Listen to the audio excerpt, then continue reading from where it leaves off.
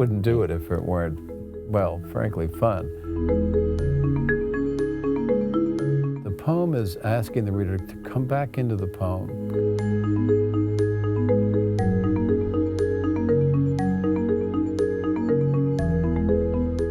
We live in an age that values science and technology in particular, and data, lots and lots of data. So why do we need poetry? Well, for that very reason, probably. All of the things you mentioned, technology, big data, that all is running according to speed. You know, it's all driven by velocity. It's really the velocity of information that is emphasized in smaller packages going faster.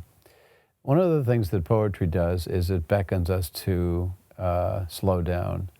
It asks us to tap the brakes, to modulate, to walk into a little space of language.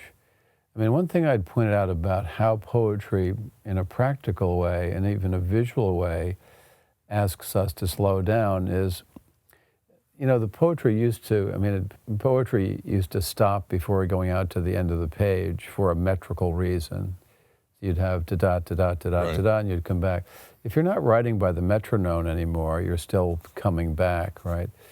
But every time a line breaks and goes to another line, the poem is asking the reader to come back into the poem, come back in here, sort of turning you back in, always back into the body of the poem where all this language is circulating.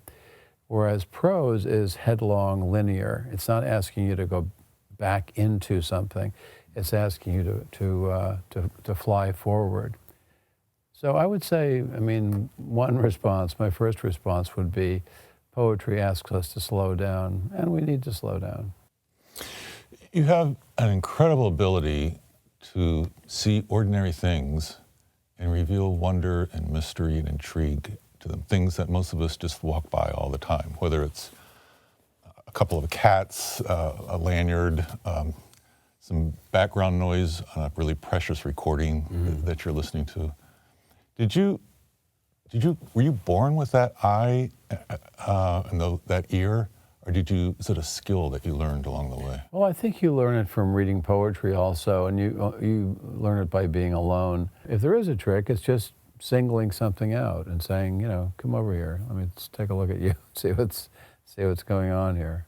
And do you then go into the writing, or do you just spend time with the meditating on it? No, I jump right into the writing because the writing doesn't start until there's a first line. Is that the hard one? Well, it's the only way to start. So if it's not there, you're not writing. So that in that way, it's hard. In that it's not always accessible.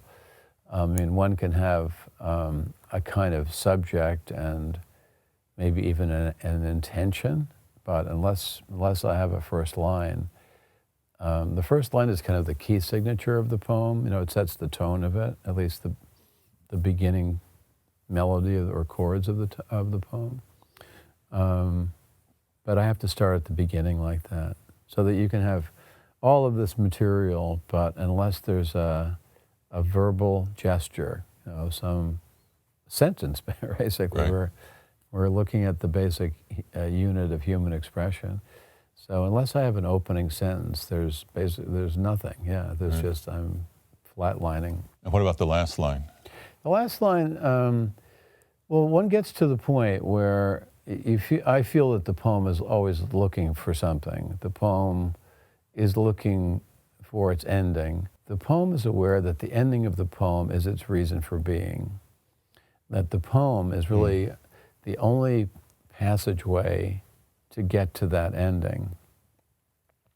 So if the ending contains some little revelation or some little surprise or some kind of ducking down an alley into something a little new and unexpected, that is recognized by me and the poem as we're here. Right. You know, it's like it's as clear as a train pulling into a station.